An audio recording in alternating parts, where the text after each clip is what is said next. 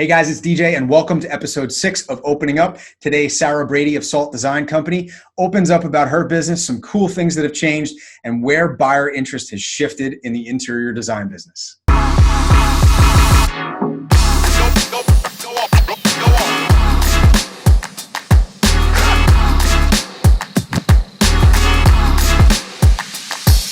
Hey guys, it's DJ with the 10 Hole Realty Group and welcome to episode 6 of Opening Up. Today I have the extreme pleasure of not just talking to an amazing businesswoman, but a close friend of mine as well, Sarah Brady.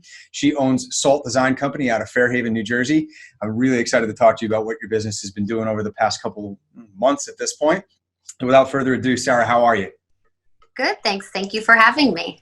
Absolutely. So if I remember correctly from your house, you are in your home office, right? I am. I've spent a lot of time here in the last 2+ months. I actually think today marks 9 weeks that we have officially worked from home. Thank goodness for an interior designer who can design their work from home space so that it feels really comfortable and usable versus people who are operating from their kitchen counters. Yeah, we were really lucky last year. For some reason, I decided that I wanted to do this built-in here. And so I think like maybe 2 weeks before I had Hutch, who is going to be 1 in a couple weeks, I decided to do this like dual 2-station desk here. And it's actually come in quite handy over the last few weeks. So. Yeah, I think I even saw your husband working from there, although he's still not working 100% work from home, right? Yeah, so he was home for a couple weeks here and there, but he's still unfortunately had to go to the city for his work. But it was really entertaining while he was trading here from this computer and had CNBC on our large screen here, and I was working in front of him.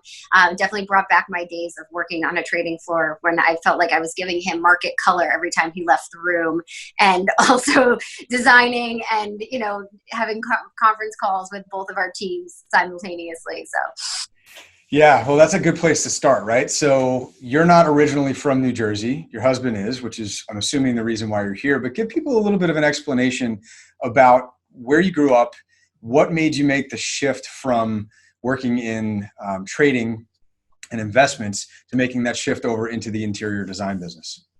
Yeah, so I grew up on the North Shore of Massachusetts. My dad is a residential contractor. So I kind of grew up in this world. For better part of 30 years, I've kind of watched him build his business and, work on projects. And I loved working alongside him on things. I started working on projects for friends and family. As you mentioned, I was worked at Morgan Stanley in equity derivatives trading for about 8 years prior to starting my own business. I loved it. I loved what I did. I loved the people. I just knew I wasn't really super passionate about the product that I was selling. And I wanted to do something a little bit more creative. So I kind of went out on a limb, and it was shortly after we had gotten married. I decided to, sorry. This is real. Which one of the children is going to come into the picture? So. Hey, how are you? Say hi to DJ. Yeah. It's really hot outside. Can we do the hose? You can do the hose. Yep. Now, can you shut the door? Shut the door. Shut the door all the way. McKenna makes a cameo. I love it. Yeah. She's going to go outside to use the hose. I'm not really sure what that means, but we'll see. So sorry. I apologize. So yeah, I had decided that I really wanted to do something more creative. And so what I decided to do was I decided to open up our retail storefront in Asbury Park. We opened that 6 years ago. And really from there, I wanted to build our interior design business. So I went a little bit backwards, where a lot of interior designers build their portfolio, build their clientele, and then open up a retail store after that. I actually opened the retail store to help build my portfolio and build my brand. And then that kind of morphed into the interior design world. So I think for the better part of at least 5 years, we've been working on a lot of interior design projects. And it's grown quite a bit. We now have a store in Fairhaven, New Jersey, and we're actually opening a new design studio in Red Bank, hopefully really soon. Yeah, that's a long process that we've both been involved in together, but very exciting because if anybody's a local resident of Monmouth County and has been to Red Bank, they've probably seen the new building that's gone up on the west side of town called the Anderson Building. Sickles now has a market downstairs and a bunch of other cool residents in the building, but that will be your new space. Yeah, we're very excited. We're right on top of the liquor store, which is a perfect location for me, especially You'll be these days. seeing more of me, by the way. Exactly. I'm hoping to have them install like a dumb waiter that just goes straight our two spaces. But I think you could go one step further. I think it should just be a tap. yeah, that works too. Yeah. So we're very excited. We're actually supposed to originally move in on March 23rd, which was, I guess 9 days or something like after we decided to officially work from home. So that's gotten a little bit delayed. But, I think over the next couple of weeks, we're hoping to get the final things installed and then hopefully be able to at least be partly working out of there, kind of having some of our team members working there and some of them working from home. Yeah, so right now your team members, I'm assuming, are working from home since working in the office is not a safe place necessarily, even with social distancing, right? Yeah, so I think it was March 11th, and the reason I started all of this was I think that was the night that the NBA was canceled. And I think that was really, for me, it was like, wait a second, this is a reality. This is actually like, this is going to be something. So it was before we even had stay-at-home orders. I just made the decision because, as a small business owner, if my whole team gets sick, we're out of business. And I hate to sound like that. Obviously it was for the safety of my employees and for the safety of my family and everybody like that. But, also looking at it from a business owner's perspective, if we're all sick, there's nothing we can do. And, we aren't large enough where some people are going to be able to step up and do things like, we only have, I think in total, we have 12 people that work at SALT between the retail store and the design studio. So yeah, so that night I made the executive decision that the next day we were going to have everybody pack up everything in their studio. So I had everybody bring their computers home because we work a lot of like big screen Macs and things like that, and have all of our appropriate programming and stuff on our office computer. So I had everybody bring their things home to be able to work from home. And that was that Thursday. And so as of that Friday, which was exactly 9 weeks ago today, we've been exclusively working from home. As far as a retail store is concerned, that Friday was actually the start of a floor model sale that we were supposed to have in order to clear out all of our inventory. And we had all of this new inventory already in our warehouse. So we decided to just do one day of the floor model sale just to see like what we would be able to hopefully move, because again, as a small business, we have a lot of money tied up in inventory and we really needed to make some adjustments on that end. So we were really super successful. It was probably our best one day of a floor model sale we've ever had. That said, we probably sold about 30% of our inventory versus a normal floor model sale over the course of a week, we'd be close to at least 90%. So, but yeah, as of that night, we closed the retail store. So yeah, that was March 13th, Friday the 13th. So we have officially now been at home since then. In terms of the retail store, we've been having somebody in there on occasion. We're doing home deliveries. We started our online shop. We've definitely made quite a few adjustments. Yeah, so I was interested to hear about the online shop because I know it's something you've been working on for a while, the idea of getting that shop up and running. Had you planned on launching that before COVID hit during that time frame, or was that pushed to happen sooner because of work from home? Yes, so last December, we kind of came up with our goals for 2020, and one of my main priorities was getting an online store up. But it's always been a really daunting task. In what we do, there's a lot of different vendors involved, manufacturers involved. It's not as simple as just coming up with a 3-product line, getting it online, and then trying to figure out how to fulfill orders. We work with, I'd say, somewhere in the range of 50 to 100 different vendors and manufacturers. So making sure we have inventory on hand, and being able to package things correctly and shipping. Unfortunately, shipping is one of the more difficult aspects of our business just because things are breakable. Mm-hmm. We're not necessarily putting a t-shirt into a bag and sending it to California. A lot of people inquire about furniture, which is, a a nightmare in its own right. But, small vases, picture frames, things that have glass, stuff like that is definitely something that's a little bit more of a daunting task for us to try to wrap our heads around. So the first, at the beginning we thought, okay, maybe we'll be home for 2 weeks.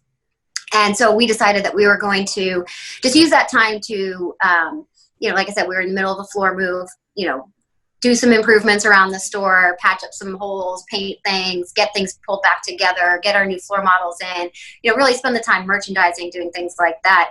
And I think, pretty soon after we realized this was not a 2-week long span. So that's when we kind of, decided to get into gear and get in motion on the online store. So it was really something where we knew we wanted a handful of certain products available and ready, and then we just decided to go for it. And we knew it wasn't going to be perfect, but I think it was actually kind of a very strange blessing in disguise, because while our retail store is closed, we're only managing inventory on the online store, so it actually made it a little bit more simple for us because the retail store was closed. If it was, and we would have to figure out how those two systems connect, things like that. And I also think that people have been a little bit more lenient and understanding recently. So, if we put pretty strict parameters on when you needed to order Mother's Day gifts by, for example, because, not even the U.S. Postal Service knows how long things are going to take. So, I think all in all, it's actually been a decent time to try to launch an online shop like that. We had some growing pains at first, but for the most part, it's been going really well. And, it's been a learning curve for sure. For everybody across the board. So for your shifting from the retail side to the design side, you've obviously got a lot of projects that are ongoing that were started before this all happened. And I'm assuming that through that design process, a lot of it is site visitation, checking in over the course of the work, and then meeting with the client on site and having a lot of meetings. Has that moved virtual like my business has, where a lot of the appointments we're doing with people, at least the first couple of times, are virtual, where we would have been meeting in person? Are you using more virtual technology to meet with your clients? 100%. I think even before this, we were a pretty technologically savvy company. So a lot of what we did was all cloud-based. We interacted with clients a lot via email, but now it's almost primarily 100% virtual. And we're doing that for, not only the safety of our employees, but also the safety of the contractors on site and for the safety of our clients as well. Sure. And there's also that added factor of, childcare, right? How's the hose situation, by the way? Let's check back on that. Yeah. As we have another, look, Rook. Yeah. Oh, look, we got a little cameo from Rook Coffee. Local business. Holly will be thrilled. Yeah. You guys were pretty technologically savvy, like you mentioned, and you were meeting with clients virtually to begin with, even before this all happened, but now it's gone almost entirely virtual. I'm assuming that's something you think is going to continue into the future. Yeah, I mean, for the most part, the biggest difficulty for us has really been the site visits. As you can imagine, there's really not much you can replicate with that virtually. Sure. So we've been doing our best currently in the state of New Jersey, which I believe is up on Monday, but who really knows what the current status is of everything, is that you can have up to 5 people on a job site, and everyone needs to be socially distant. Certain towns are enforcing that a lot more strictly than others. But, at the end of the day, it's not really about enforcement. It's about keeping people safe. So, what we're trying to do is we're trying to visit sites at off times, either, during lunch breaks for some of the workers or after 4 o'clock, after they usually have left the job site, or for the most part, most people have left the job site. Thankfully, it's spring, so it's still light out really late. Yeah. So we've been trying to do some job sites like that. Typically, we've only been like one of our team members on site, whereas normally maybe we would have had myself and 2 project managers. It's primarily just kind of been me if it's something that I feel like I need to see. And same thing like for deliveries. We have been on site. Our delivery teams are installing furniture. We're asking homeowners to leave the house while they're there. They wear masks and gloves. Again, we're trying to just do our best to alleviate the number of people that are ever in the same space at one time. Sure. We'll help manage what furniture is coming off the back of the truck outside, kind of give them ideas of where it's going. And then once they're back outside unboxing something, we'll go in and make sure it seems to be in the right place, things like that. But yeah, I think in terms of the longer term effects, I definitely think this is going to be a general shift in what we're seeing across the board. We've definitely had to make some improvements in terms of our technology capabilities, but I think for the most part, it seems to have been working pretty well. I think really the only downside right now is just the amount of time that it's taking to set up for some of these, meetings. For example, we typically would just have a client come into our design studio for a 3-hour long meeting, have all of our samples on hand, show things, work through any discrepancies or, make some quick changes on the fly. But right now, so much of that has to be thought of in advance. For example, compiling samples, I think it took me 17 days to get Benjamin Morse paint sample colors. So, it's definitely creating a little bit more of a time challenge. And I think just, as we continue to do this, we keep getting better and better at it. But I definitely can see this being something that lasts for, longer, obviously, than we originally anticipated. I think we're all in store for that, right? It's just that we found ways to adapt. We found ways to change your business, and more of that's going to remain than disappear, I think, for most of us. One of the things I'm interested to hear from you, because from the real estate side of things, I know what I hear from clients, but do you see a shift in the types of projects that people are beginning to ask for, or the rooms that people are more focused on creating in their house that maybe that wasn't a priority before? Are you seeing more shifts to one type of project versus another? Definitely. I mean, we've seen actually a huge increase in the amount of project inquiries. I think a lot of people are focused on their homes. For as an example, we posted something about paint colors on our Instagram, I want to say last week, and we got a huge response from that. So many people are doing DIY projects at home and are looking, to make even small improvements. I think from our project inquiry status, though, we're actually getting a lot more inquiries throughout the country, which is interesting because I think people are realizing, well, hey, if we're doing virtual design, I guess it doesn't really matter where we are, right? Sure. It doesn't matter down the street or if you're in California. So we've definitely gotten more inquiries on that end. And then I think a lot of people are focusing on areas of their home that haven't always been the main priority. I think home offices, I think outdoor spaces. Those have been two of the big ones for us. And I think just in general, and I mean, it's true for myself as well, but, I'm a little less focused on my living room and my dining room because no one comes into your house anymore. We all fit at the kitchen table these days. And I think a little bit more focused on the general workability of, the daily life, which is actually really interesting because, it's something that I try to tell to my clients from the start anyway, is 363 days a year, your family is the one using that space. Don't design your dining room. Well, I guess dining room isn't necessarily the best example, but don't design your living room for those 2 days a year that you might have people over. Right. And I think we've definitely seen a shift in that recently. And people are like, well, if I'm going to be home, I want an outdoor space where we can all be together, or it's much more of a priority because you're not going to sit at a restaurant outside. I think people are definitely starting to come to terms with that and in a good way, just trying to create their house to be a little bit more of what they would envision all the time. Yeah, that matches exactly with what we're seeing, which is office space and outdoor space, because people are spending time in those two spaces right now that they might have neglected them in the past because they worked off site, but now it's a priority, whether it's for them or for their kids that are being homeschooled. And then also the outdoor space, just because the weather's finally getting better again and people are focusing on how much time they're spending out there and they don't like this or they don't like that, or they wished it looked differently. Interesting little note too, I'm going to throw in here. I was talking to an insurance adjuster this week and I was like, oh, so business must be really good for you. And he goes, no, there's no business. I said, well, how can that be? And he goes, because everyone is home. And when something breaks, they see it breaking and they fix it immediately. Where when everybody was offsite working, if that pipe broke, it ran for 8 hours while you were offsite and there was an issue. So it's amazing the number of insurance claims on homeowners insurance that aren't being submitted because people are home paying attention to their houses more. You really had to bring up the pipe breaking thing, right? That wasn't intentional. That was a very poor reference. Sometimes people have pipes that break in their house and it destroys the first floor of their house like 3 weeks before they're supposed to close on it. I mean, I'm just saying sometimes. I may have to weave in those photos so people can Yeah. understand what we're talking about for the Seagard house that we were 3 weeks away from closing as a sale of yours, and then the ceiling dropped out from the Literally second. actually dropped. Yeah. I was only 7 months pregnant. It was great. It was perfect timing all around.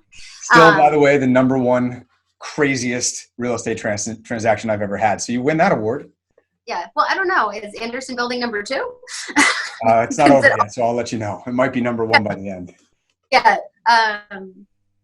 No, I definitely, it is really interesting. And I don't know if you've seen like the commercials and stuff for insurance companies paying you back for motor vehicle insurance and stuff like that. I mean, they must be doing really well. They're still collecting premiums and people aren't driving, people aren't leaving their houses, things like that. Crazy. So kind of pivot a little bit and question for you about once you're able to go out and not have to social distance anymore, because I'm assuming you probably haven't seen your family, so maybe that's the answer, but who's the first person you hug once this is all over?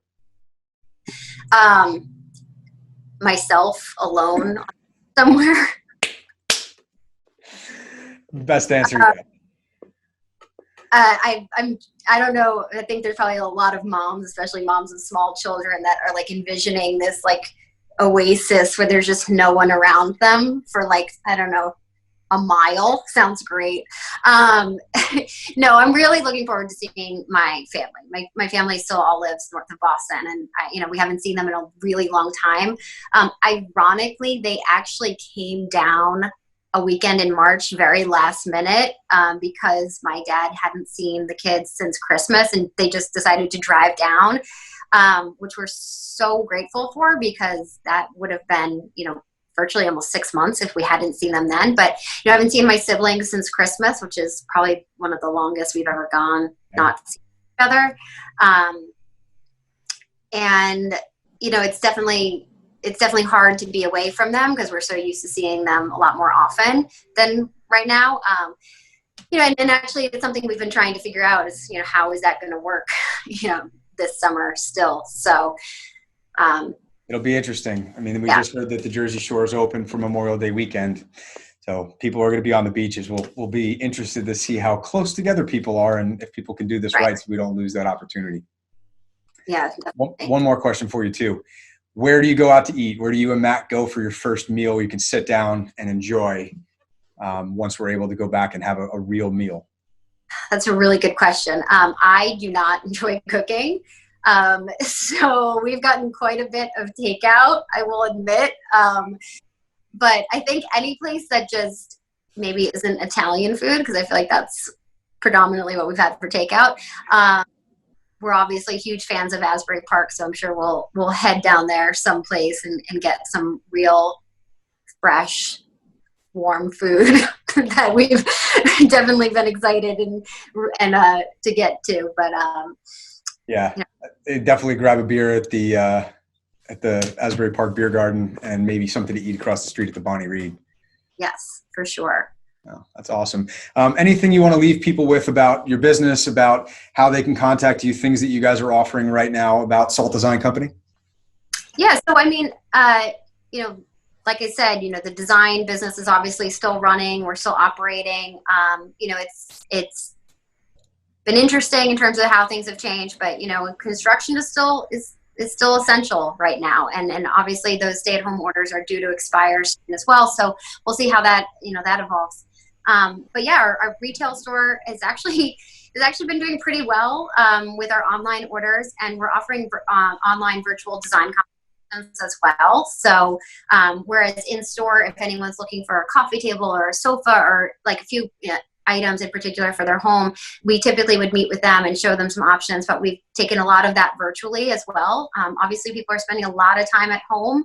And so, all of our retail product consultants are available and happy to help any situations that you might find yourself in. So that's awesome. Well, I'm anxious to see once you guys get into the new building space and you do your premiere and everybody gets to see, because you obviously designed that space too. So it's not just going to be a basic office, because nothing you do is basic. Everything's beautiful. So I'm anxious to see how it turns out. Yeah, we're very excited. It's looking really, really good. Actually, we had our movers come and install some furniture last week, and they didn't put it in the exactly right spaces. And I'm so anxious to get it open that I think I've convinced Matt to join me there tonight and move furniture with me, which is probably a first ever, but also I'm using the excuse that I can't be within 6 feet of other people, so he's my only option. I'm going to call a little time out on that one, because if I remember correctly, I think I've seen video or at least photographic evidence of Matt helping build a shiplap wall in Asbury Park. Yeah, that was it was a very split second of time.